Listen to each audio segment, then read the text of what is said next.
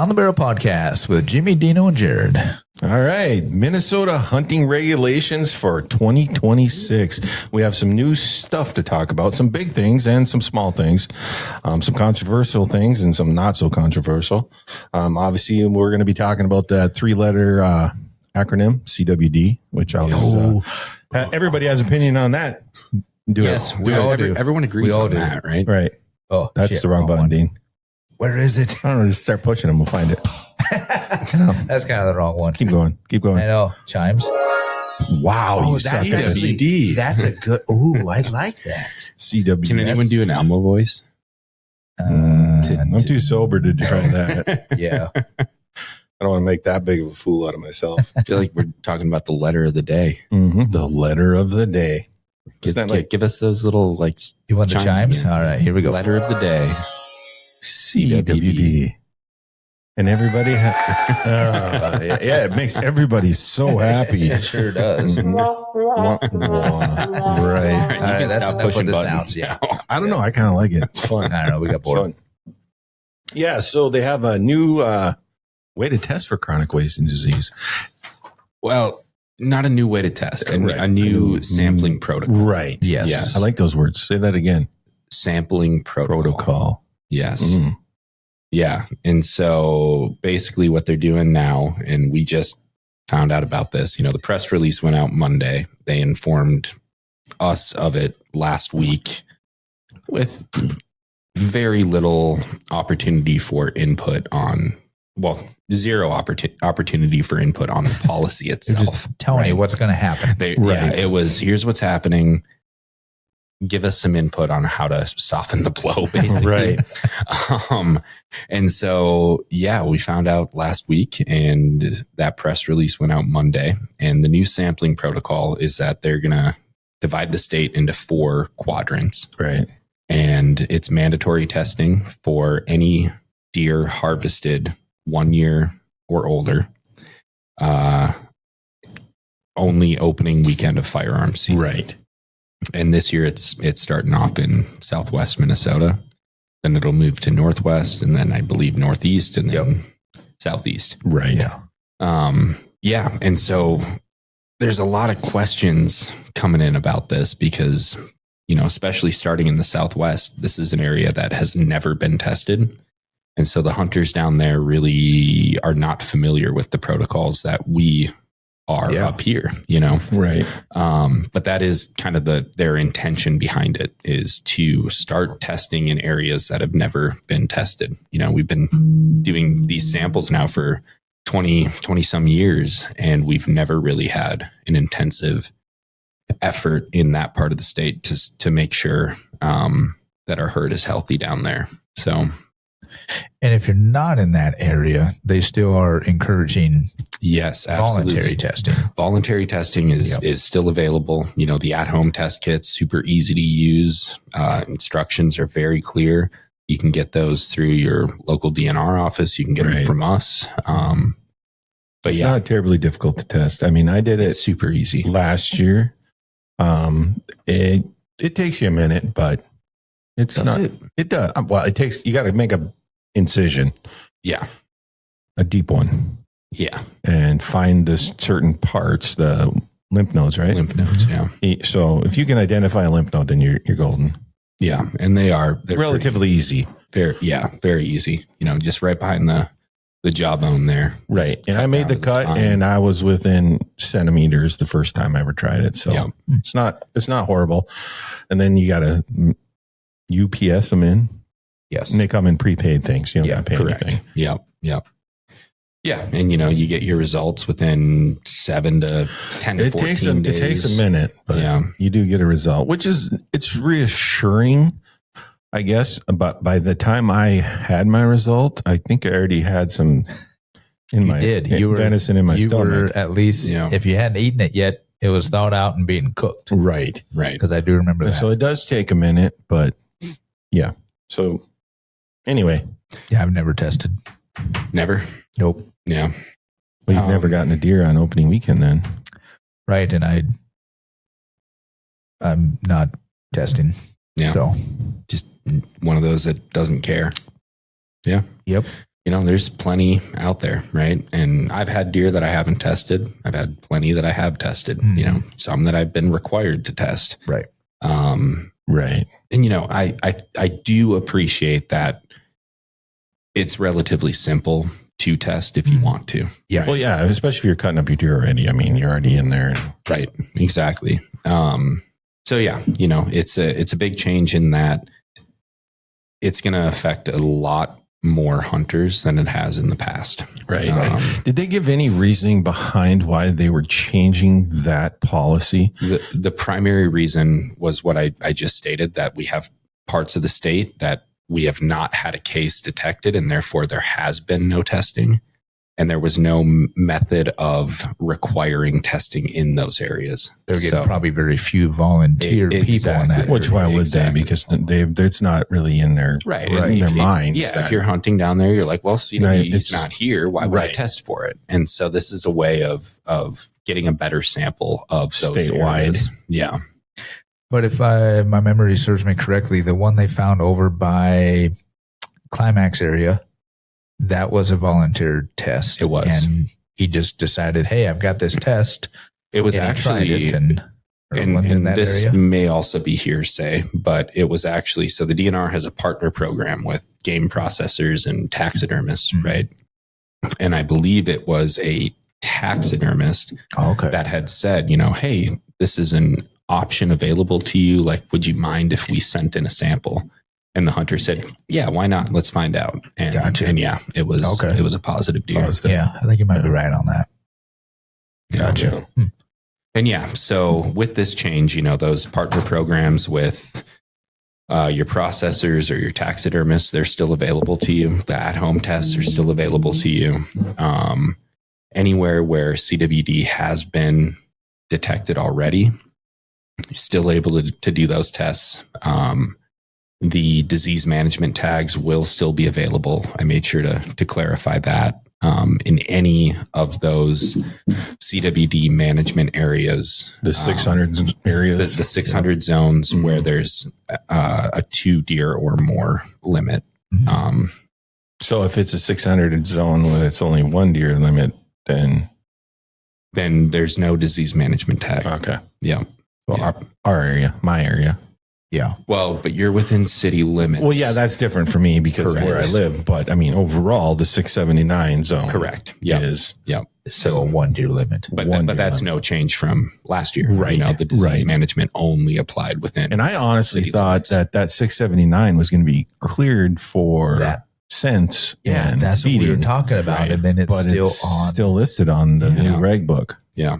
So I don't understand the process to be removed from that when they haven't had any positive tests in 4 years or more. And my other question when it comes to that, with the scent and stuff like that, feeding and attractant ban. Yeah. So that is we still can't use that.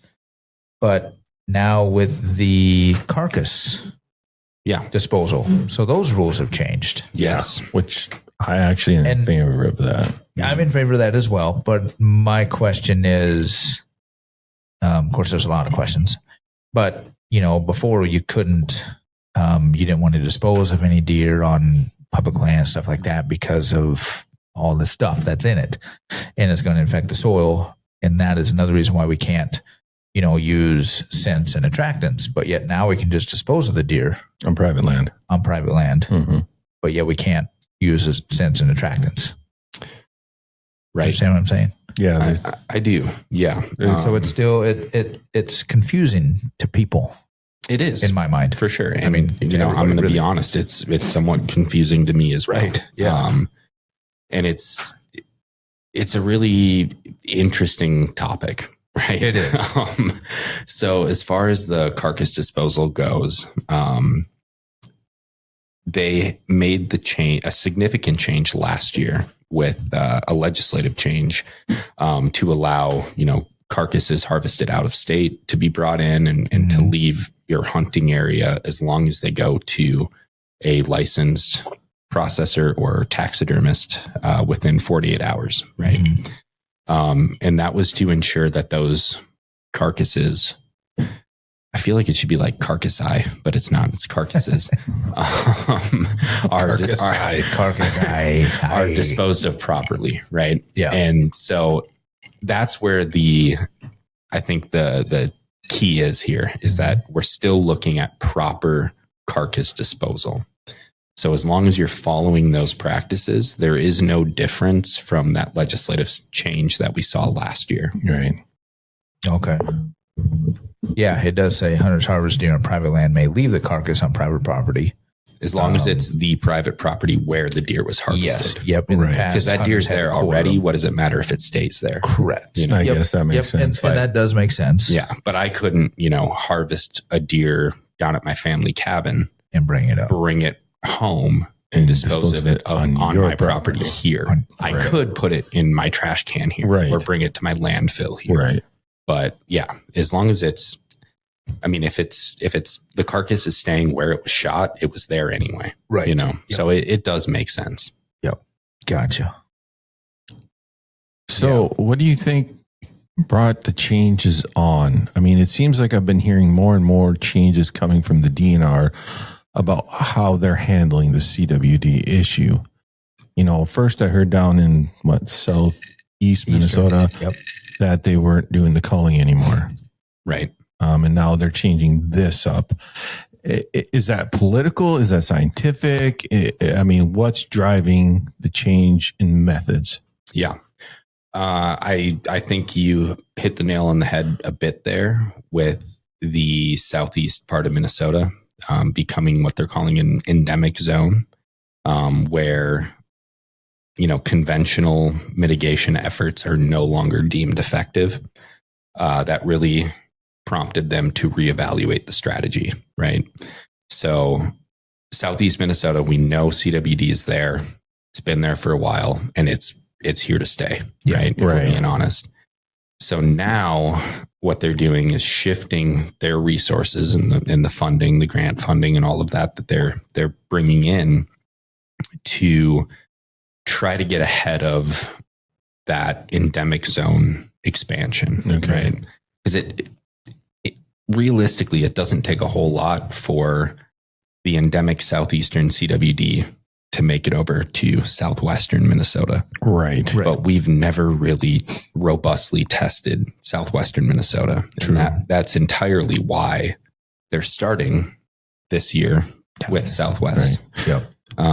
So that's kind of, I think, what's prompting the change is we got behind the 8 ball on the southeast, for a variety of factors, and we want to not replicate that in other areas. But do you think they'll find out that honestly that we're basically the same as Wisconsin? We just haven't done all the testing. No, you don't think so? I don't think it's as bad as Wisconsin, correct? Yeah, I don't. To my understanding. But the southeast isn't it? Southeast is, it's not. It's not, right? It's not. I don't have the numbers in front of me, but I want to say the threshold for being classified as an endemic zone, I want to say 2% harvest rate, right? Or like 2% positive on harvested deer.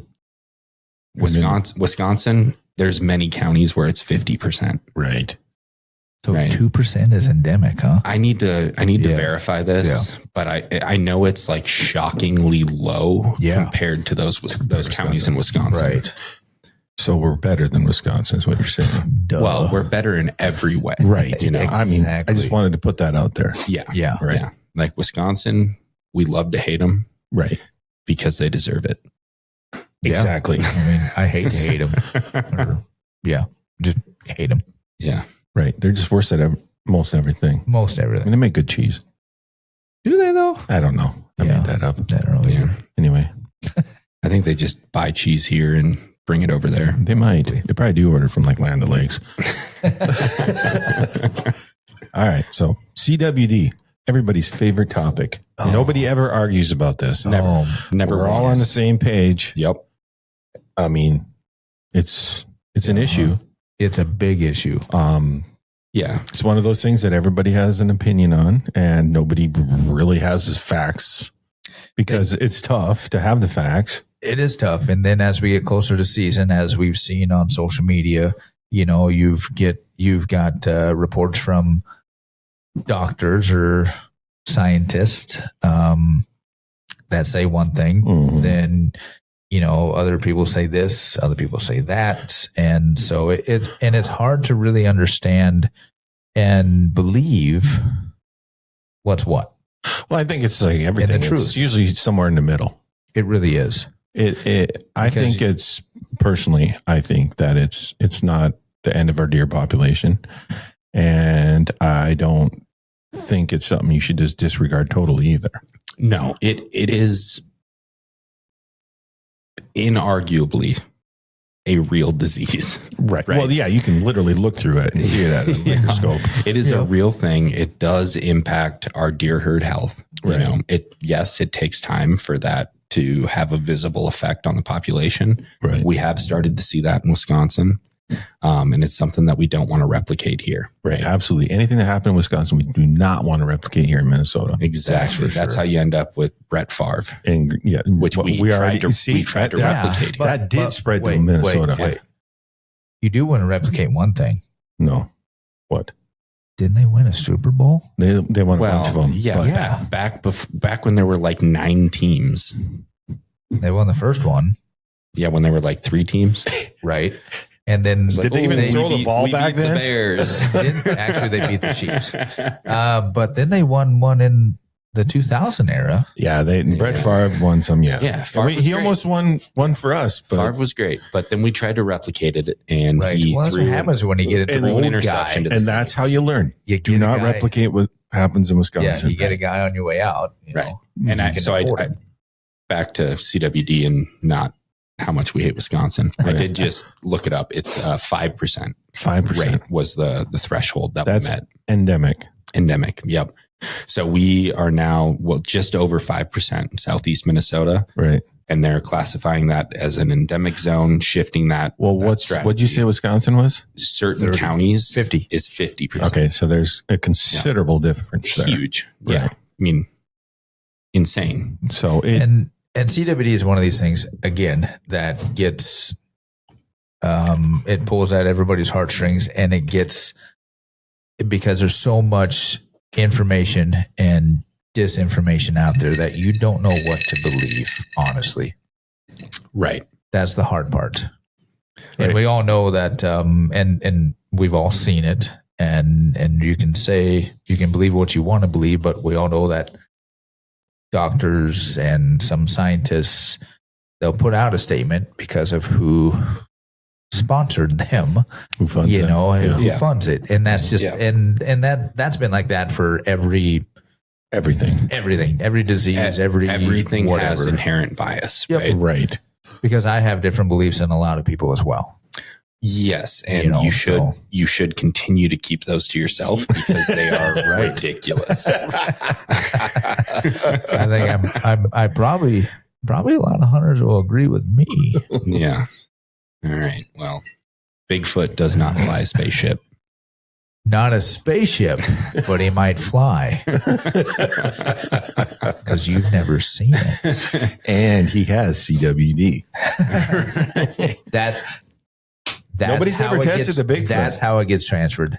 We found it. Right. We found the missing link for CWD. Right. Alien big feet. Yeah. Well, yeah. When they fly, it's hard to really control the population.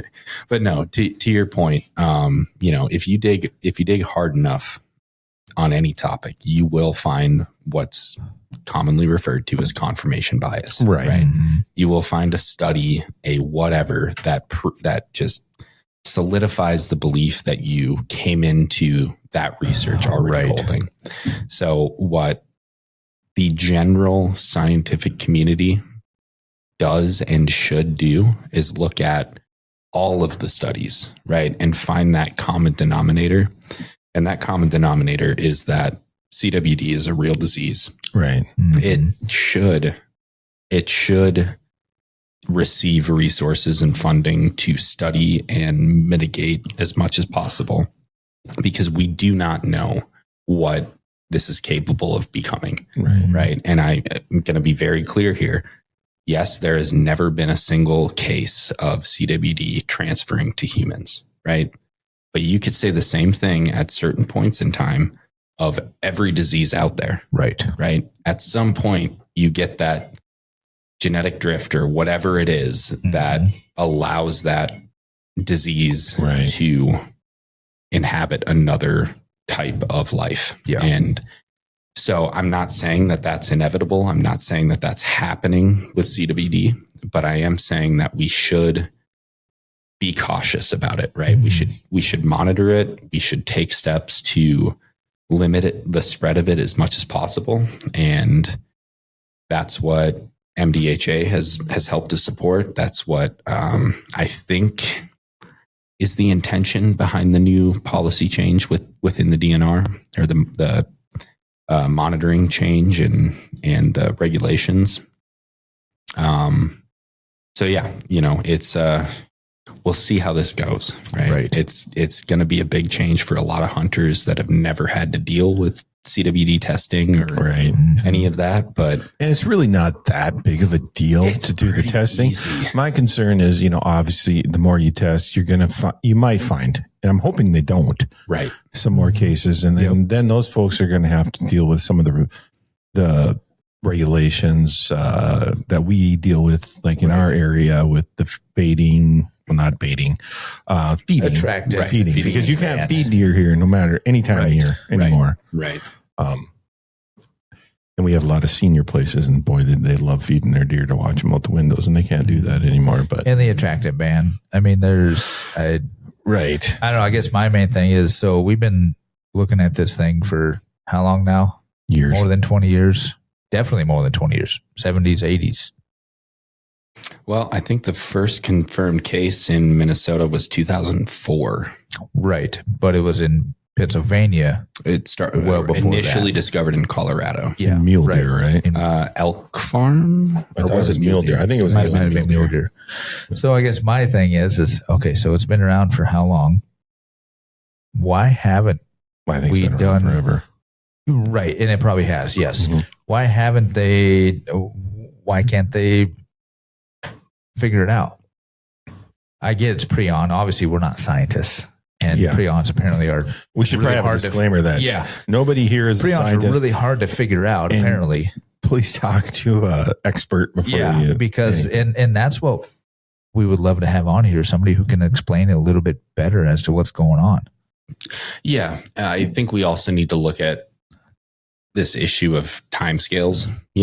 Like we're very much operating in this discussion on a single generation human timescale, right? And it's like 30 years. That's pretty fucking frustrating. We should figure this out, right? Mm-hmm. And that's not necessarily how science works, how genetics work, Right. But there's also some stuff that they have figured out in that time, for sure, that are pretty close to the same. We all know that. The scrapies and sheep is close to it. It's granted, again, we're not scientists, but very, it was very close. Similar. Yes, very similar. And they were able to breed that out through genetic resistance. And I would assume they kind of tried that with this, and it just didn't work. Well, there are people currently trying that, right? Yeah. But the difference here is with sheep, we're talking about a captive, domesticated population, right? It's very easy to have control over those genetics. Yep. And selectively breed for resistance, right? And there have been some studies that have shown you can selectively breed for genetic resistance within white-tailed deer, but that's in a captive setting, right? How does that translate to a wild population? And the bigger question that I think more people need to be asking is, if you are selectively breeding for that genetic resistance to CWD, what are you compromising in that process? Right. Because what else are you weakening? Species have evolved to. A lot of people don't like that word. Species have evolved or been created for a specific purpose within our landscape, right? And as soon as you start artificially manipulating that, which is what selective breeding is, right? That is artificially manipulating genetics. what are you compromising for the sake of what you are breeding for? Right. That you won't find out for another 20, 30, 40 years. Yes, you might be more resistant to CWD, but maybe now you're 2 times more susceptible to EHG. You know, who knows? Yep. It could be anything. It could be a disease we've never heard of, right? So that's where we got to be really cautious when we look at those studies and those programs. Right. Because in general, Mother Nature tends to have the best approach for selectively. She'll find a way. Right. She always does in the long run. Yeah. Well, and to that point as well, like you said, you know, northern Minnesota is not white-tailed deer. You know, once you get further north, it's not white-tailed deer habitat. No. As much as, you know, it's becoming more and more just with, you know, selective harvest, stuff like that, you know, but it originally was not white-tailed deer. Right. It was elk, caribou. Woodland caribou. Yeah, I would love to get them back. Right. Wouldn't that be fun? So, yeah, so I understand. Yeah, I love the that taste of has, caribou. how you can change that. So, yeah, I don't know. It's just that, yeah, that 3-letter word. Well, everybody has opinion. It's a tough one. I think there's valid input from both sides, maybe. I think so. Or valid concerns. Valid questions. Questions. Yep, concerns. I think questions are good. But I think so too. yeah. Yep. Yeah. So, well, and I genuinely appreciate all of the contributions to this topic, right? I don't care if you are a deer farmer that is all in on selective breeding, right? And breeding for genetic resistance to CWD. I think that is a valuable contribution to this topic, to this study, to this issue. I also don't think we are anywhere near a point in time where we should take that as gospel and say, God, no. Let's breed for, you know, these deer, these genetics, and just decimate our wild herd and release these in the population. Right. You know, like there's no way we can do that at this point. So let me ask you, Jared, what is your biggest concern with CWD right now? Not in the future. I mean, like right now, what's your biggest concern? I mean, when you think of CWD, what keeps you up at night? It's a really tough question to answer, and I feel like it requires 3 different answers. Oh, 3. Wow. Yeah. First you got the C, then you got the W. Yeah, exactly.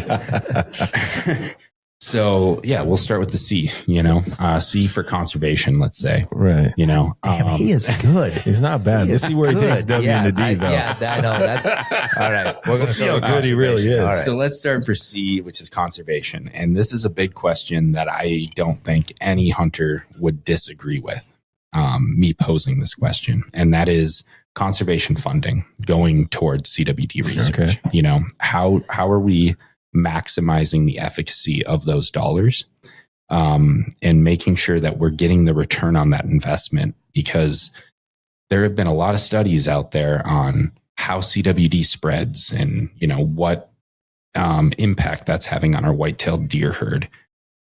And I think we need to ensure that those studies are being utilized properly into our management strategies. Yeah. Right. And I think that's where organizations like MDHA and many, many others really have a key foothold there, right? Is we are kind of that, I don't want to say counterbalance but we're kind of that check on how this funding is being implemented and making sure it is matching tangible results, right? On what hunters want to see in the field. Trying to think of a W here. Let's see. Well, I was going to say before that, yeah, it should be noted that MDHA does not receive any of this funding grants for this CWD studies or And have you ever? We have never received any grants for CWD funding. We've never given any funding for CWD research. Right. We have, you know, supported those efforts. Right. By support, I mean, like, yeah, let's find out what's happening. I'll write a letter that says like, hey, X donor, let's Right. Let's fund this research. We think this is a good idea to study this kind of thing. Yeah, exactly. Which, how can you argue against that? Right. All right. So to the W. What starts with W besides Wolvers? I was going to say the what if or the what can or what how. The what? Or the who. That's good. I do. But like you know what else starts with W? Whitetail. Okay. Well, I was just going to go with why. Okay. Why? Like, why does this matter? And I think this is where I've gotten pushback for expressing this sentiment in the past, but there are numerous studies that have shown this, and we've touched on it already today. But why is it important that we are studying this? Mm-hmm. And that is because of the potential transfer to humans, as well as the potential impact on our white-tailed deer herd. Right. Because we still do not know. And well, I think that's one and the same. If it ever transferred to humans, I mean, whitetail deer hunting is done. Oh, yeah. Yeah. I mean, so yeah, I think it's a valid point. As a hunter, if that ever happened, we'd be in some big trouble. We would. Mm-hmm. Mm-hmm. Yeah. So I think that's why it's important, right? Is even if we were to take the more Wisconsin approach of let's do nothing, right? We should understand why we're doing nothing, Mm-hmm. right? And what impact that is going to have, right? Because prepare for nothing. Yeah, that makes sense. Honestly, if you're going to do nothing, you got to prepare for what's going to happen when you do nothing. Yeah, exactly. And you hope and pray Mother Nature does her job. Yeah, and eventually it'll work its way out. Which, all right. And the third thing that keeps me up at night, and I think this is probably the biggest one, and I'm going to try to make it start with D to keep on theme here. So you're going to spell like I do, right? Remember, W starts with D. It does. No. So I would say it's more like the heritage, the tradition, but we'll call it a dynasty. Okay. Because that kind of fits in, right? I mean, that could make it work. It gets us the D, right? Right. So let's call it the dynasty of hunting, outdoors, conservation. Why not just go deer hunting dynasty? Deer hunting legacy, sure. Oh, legacy. Wow. That's legacy. a much Definitely starts with a D when you say deer hunting legacy. That's a much easier way to get from A to Z. Yeah, right. Yeah. But yeah, that's the general sentiment, right? Is we have such a strong tradition in the state of Minnesota, 100%. in the Midwest, in the U.S., right? Mm-hmm. Like literally a country founded on hunting. And absolutely, thanks to my hero Teddy Roosevelt, like conservation, mm-hmm. right? And I think that is where this CWD issue, the crux of it is, right? Is we want to preserve a legacy of hunting and conservation, and I don't want the fear of this disease to prevent people from engaging in that pastime. Right. And I think that has happened. Oh, 100%. 100%. And I want to see us reverse that trend. And I'm hopeful that this new strategy by the DNR will, I could have just used DNR for D. I actually was going to say that, but I was like, I don't know if we want to use that. No, we don't want to use that. But I'm hopeful that this new strategy, because we are requiring testing in areas where there's never been robust testing. Maybe that gives people a little bit more peace of mind to go out there, engage in the outdoors, harvest an animal, and enjoy the greatest protein that exists on planet Earth. Mm-hmm. Yep. So that's where the D comes in. Dynasty, heritage, right. Deer hunting. I guess I'll make one point with that, since we're going with the DNR, is if they find one case, it changes how everything happens, right? Not anymore. No? Is it different now? Well, that's according to this new policy. So they find one deer in southwest Minnesota. Are they going to give us another DPA of 600? There's so much to still be answered here, okay. right? So they didn't clarify that yet. Well, my understanding is it would fall under like we will be this year. We are a 600 zone right here in Grand Rapids. We won't be required to test opening weekend firearms. And so if they find a positive down in Southwest this year, it'll be recommended to self-test. But I don't believe it'll be required because under this new guideline, it'll change every year. It'll be Northwest. Right. But they will probably throw on the attractant. Right. That's my question. Because I don't see that myself, how helpful that is. And I agree with that. I personally do not agree with the attractant and feeding ban end of it. I mean, I can see a little bit on the feeding, but on the attractants, I mean, attractants are great. And we have some great sponsors that make some great attractants. Yeah. But I don't have a line of deer coming to my stand when I use them. No. And with the feeding thing, they eat the same stuff. They eat food. You can have a food plot. You can have this. What's the difference then throwing?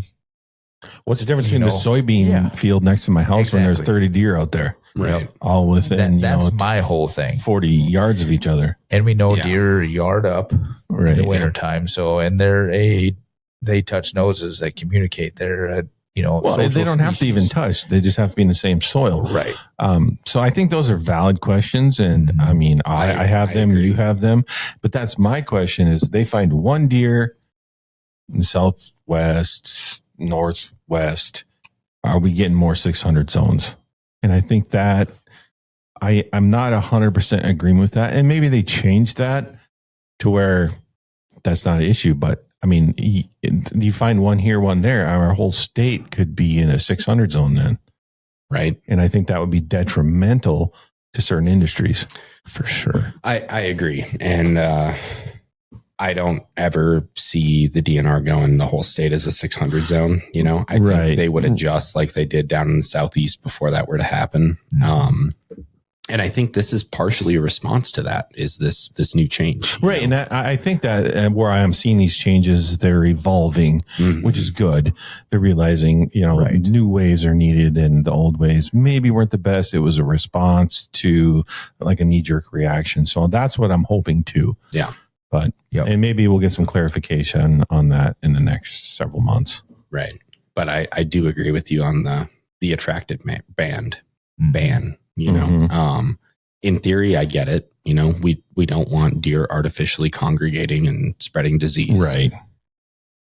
But also, we're in northern Minnesota. If I put let's give a shout out to our friends over at Wildlife Research here. Yeah. If I put a Scentwick, or what do they call it? The rope. The rope. Yeah. What do they call that? Is it the rope? It's like the golden rope. Yeah, golden rope. Yeah. Thank you. Yeah. Or even 307. Yeah. Right.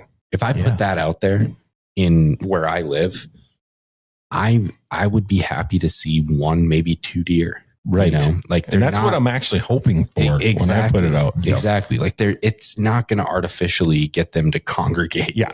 Where I wish it did. And I wish it, and maybe it does in other parts of the state, but where I live in northern Minnesota, I'm just hoping it brings that one deer in the county over to me. Yeah, exactly. and I've used those scents in southern Kansas and same thing. Yeah. It's like, but you use them by your feeders. But see now, and you're in southern Kansas. But see, it's the same concept. Yeah, you can shoot those 50-pound deer all day.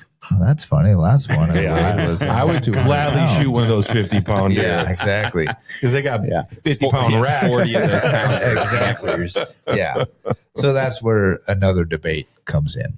Yeah, for sure. Is with that kind of stuff. Right. And I think that's all valid questions. It really is. I mean, as hunters, I think, deer and deer hunting is important to all of us. And, we're going to look at it in different ways. Yep. But I think it's all valid questions. Mm-hmm. For sure. So if you're a scientist, which we are not, or somebody who's smarter than us, which is most people, mm-hmm. And you have knowledge on this, on either side or whichever, right. Please feel free to reach out and let's talk about it because we don't know. I don't know. Yeah. We'd like to know more. We're kind of at a wait and see at this point. Right. So give us your predictions. You know, what is this going to look like? Yeah, I want a prediction for the next year so we can like test that in our lifetime. No, don't give me the 100 years down the road. Remember Starship Troopers? Would you like to know more? That's what we should have. Yeah. I don't know if I like that. But like, what are your predictions? Do you guys think we're going to get a positive in Southwest? I think we're going to get positives everywhere because I think it happens. The more testing you do. I guess I would be more surprised if we didn't than we did. Yeah. Because, I mean, if we have them up here, which we have way fewer deer up here than they do, probably even, I'm not terribly familiar with Southwest, but I know they have more deer than we do, right? Yeah. Well, I mean, all the egg down there. And even in Northwest, they got more deer than we do. Yep. We live in an area with the lowest deer population, I believe. So if we have a positive, or I think we only had 2, but they have to have some down there. You would think, right? You would think. So yeah, my main concern is just the 600 zones. I don't want to see more of them. Yeah. Right. I mean, unless it's southeast Minnesota, I get that. You know, we don't want to be Wisconsin. Just say that. Right. I mean, that should be their marketing. You don't want to be Wisconsin. Everybody's like, yeah, they're going to answer yes to that before they even think. Right. Minnesota DNR, fuck the Packers. Right. Actually, we should be the marketing team for the Minnesota DNR. We might get them somewhere. That might be one of their better slogans. Yeah. Sarah, you can have that for free. On top of my that, phone thought I said Siri. That's what happens when you have one of those weird phones. on top of that, and I know we've talked about it many times, kind of changing over to the shotgun zone changes. Yeah.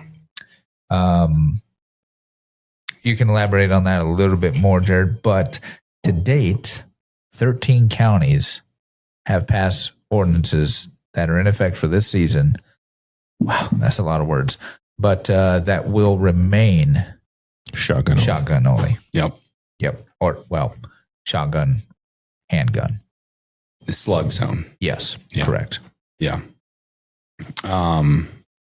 Yeah, I mean, there's not a whole lot to elaborate on there. You know, like the map is in the reg book that was just published. And yeah, you know, it was a big win, I think, to eliminate the slug zone. Mm-hmm. And I would have liked to see that be universal across Minnesota. Give it time. It's obviously not this year, but I think we will get there. You Yeah. know? I think there's some hesitancy from some folks, and hopefully a year or two, they'll realize that it really has no impact. Right. And they'll see that. And speaking of the reg book, we'll probably have some at our game fair booth. Plenty. Not this weekend, but the following weekend, right? That's right. 'Cause we'll be at game fair both weekends. We'll have a booth. You can come on down and see that fancy new Arctic Cat that you can win. Heck yeah. The Prowler. Yeah. That thing is- And the flow trailer. I need to find that thing. Yeah. Where did We I have put one. I'm pretty sure we have one. I've never seen it. It's nice. It's beautiful. I've seen I mean, pictures. I got to take it. Well, I got the ride in it. I offered for you to I've seen drive. It's a nice machine. You know what I will say? What? I've seen and I've pulled the flow trailer. Hey, the flow trailers are So the best trailers. I will be an advocate for that flow trailer. Oh man, the Cargo Maxes are nice. that thing So is are the gorgeous. Versa Maxes because we have one at work that we use. We do. Yeah. But that Cargo Max is pretty Cargo slick. Max is nice. We're going to be giving one away. I should have my kids here to do the pitch on. You should. The You Arctic should. Cat, The 'cause Arctic Cat, the Prowler. They're obsessed with that. I thing. think it is a great machine. Yeah. It's a great machine. Yeah. We took it on a. It is one of the quietest side by sides I've ever been on. Yeah. It's very quiet. I think they call it the Whisper Tech or something. I don't know what it is, but man, that is you can have a conversation there, no problems. Yeah. Really? Well, that's kind of cool. Yeah. But yeah, we took it on probably what did we do? 60 miles? Oh yeah, it was quite a haul. We went for a rip on her on a trail. Yeah. And I was impressed. Yeah. It's a great machine. Comfortable too. Very comfortable, Got the very chargers quiet. in there. I mean, as a hunter, I love the fact that it's so quiet. Mhm. Yeah. Mm-hmm. And that one has a nice bed in it too, right? Yes. It does. Tilt Yeah. bed. Tilt bed. bed. Yeah. Yeah. It's an 800, 812. Oh, that's Yeah. kind of nice. Mhm. That's right. It is an 800. Mm-hmm. See, I don't know much about it because 3-cylinder, I haven't think, seen it isn't yet. it? Yeah. You know, I got to find it. Like I said, it's at my house somewhere. it's supposed to be a game But we fair. will have it. I'm going to say this. I'm going to make a prediction. We're going to have it at Game Fair Yeah. with the flow trailer. So Yeah. Yes. if you're at Game Fair, which there's a lot of people at Game Fair, I know it's going to probably be 1,000,000 degrees. Yep. stop by and check it out. If you're not at Game Fair, we'll have a Mr. Fan. there you go. Yes. And an Arctic Cat Prowler and a flow trailer. If Right. you've never been to Game Fair, you need to go. Yes. Stop by our It booth. is it's a very cool facility. Everything, the vendors, the dogs. I mean, it's great. Yeah, you can bring it's your dog. fun for all, all ages. Yeah, we have a misting fan in our booth. Yep. Yeah. Because it's always super hot there. And Yeah. And we're going to have some cool things. Yeah. We've got the tickets for or not tickets, but the entries for the Arctic Cat. Yes. yeah. Yep, Well, I mean, so the that'd best be things nice. come down, check out the Arctic Cat, check Yeah. out the float trailer. You enter online, you can take it home. Yeah. It's a great machine. You want it. I want it. Come ask us your toughest questions. Yeah. Yeah. And there might even be an incentive to sign up to be a member Oh, yeah. to There get is. some Sure there entries will be. into more entries. Right. If you come into down and the sign up to be an Super Six. MDHA member, we'll give you some entries and to win that Arctic Cat. So, Yeah. And we'll be unveiling our new education raffle this year there too. Yeah. Right. So we'll have those tickets available. I think we're also, I don't know if I can say this, but I'm gonna. You Do should it. be able to. We'll be unveiling a photo contest that we are collaborating Yes. on with a number Oh, yeah. of conservation organizations to celebrate our WMAs Right. here in the state of Minnesota. Yeah. Yeah, And, that's right. That'll be coming out then. budding photographers can win some prizes on that too, right? That's right. So there'll be more about that coming soon. Yeah. But yeah, I totally forgot about that. We haven't talked about it in a few weeks. So I know. Yeah. I know. I need to talk to my son, find out where he parked the Prowler. Right. Actually, you sure it's still at your house? You were gone all weekend. I was gone. Might be at Right. my house now. We did talk about that. Yeah, and we'll also be. Since we're on Game Fair, we're going to have all that, and come ask us about how you can get a 50 BMG for $100.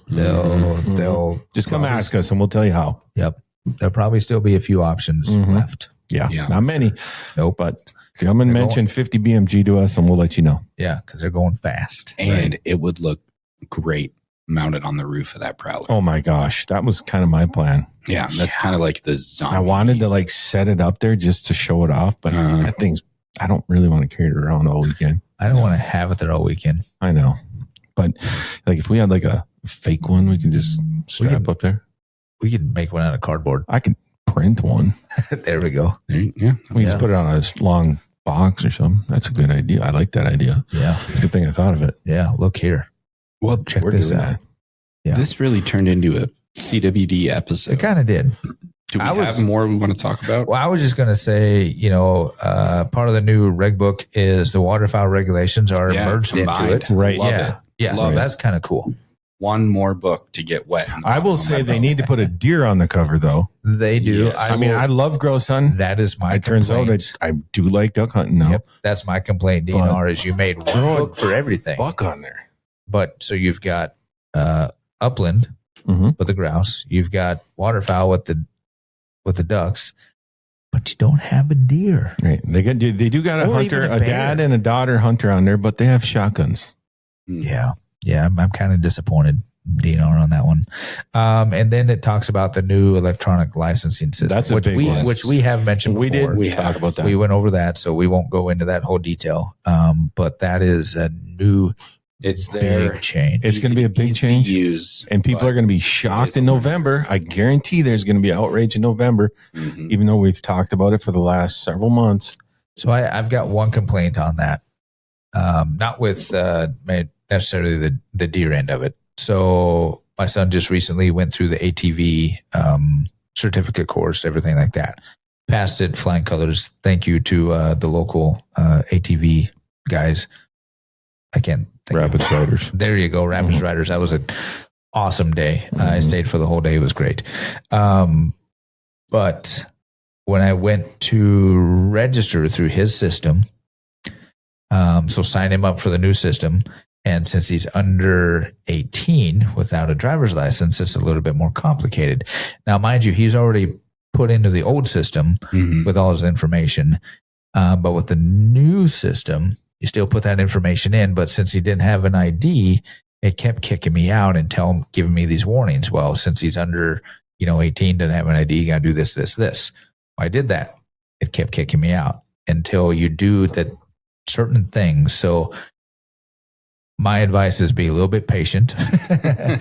Try to do what it tells you, even though what you do doesn't correct it right away until it catches up or something. But I was getting really frustrated at first. And I was like, man, this is not easy. But then it finally, I hit the right buttons, I hit the right stuff, and then it finally worked. And then it was cool because then it populated everything. Yeah. Right. But old people often have trouble with new technology.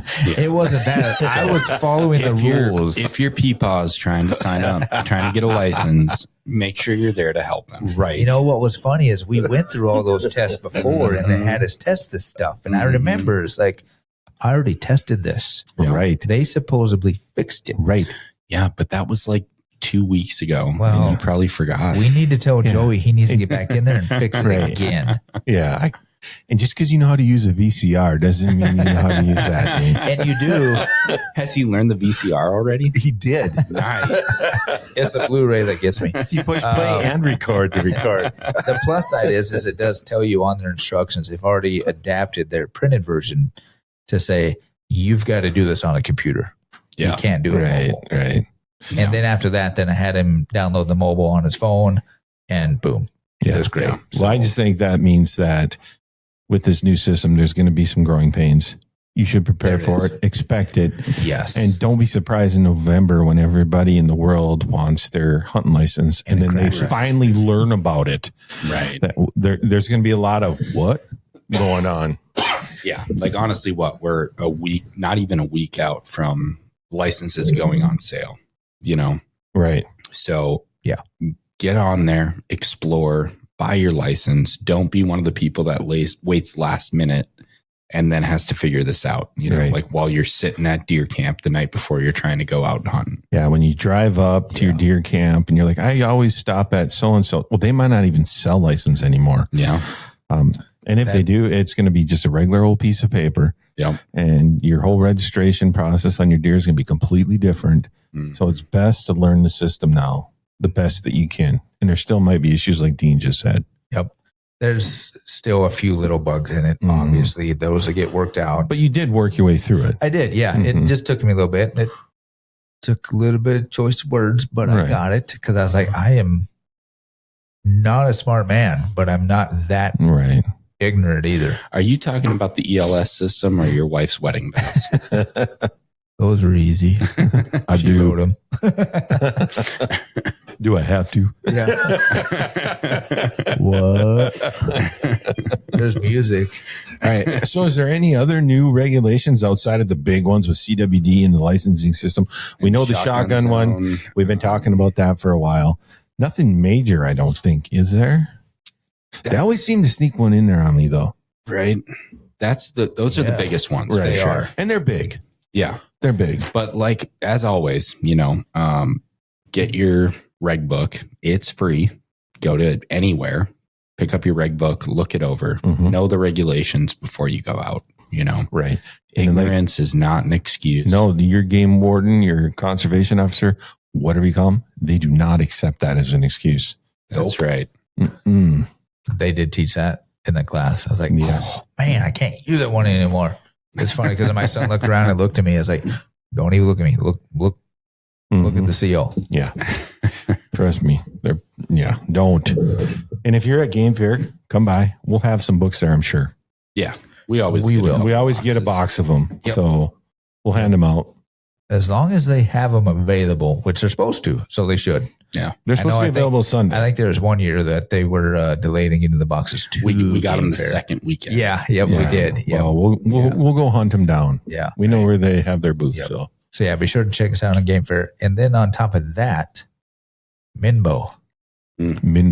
Full Draw Film Tour. In Grand Rapids. Yep. At Rapids Brew. Check it out. Get your tickets. Yeah, you got to get them. They're almost sold out. Go get a few now. Yeah. Yep. And I think it's going to be a great evening. August 18th? 18th. There we go. 6 o'clock, 6 p.m. Come in. You can get some food. You can get a drink. You can watch some hunting films, hang out. We'll have a good time. We'll make it fun. Might even win a few things. Yeah, we're going to have some door prizes. We'll probably even be giving away some Buck Brew beer. I don't know. But come down. I made that last part up, so that probably won't happen. But be sure to check it out. Get your tickets. Come and enjoy an evening of cool hunting. Bow hunting films. Yep. So yeah, we always got something going on. So come down, check it out. Get your tickets now. Yeah. Go to mnbowhunters.com. Look for the Full Draw Film Tour link, and you can get your tickets. Yep. All right. I think that'll do it for today, huh?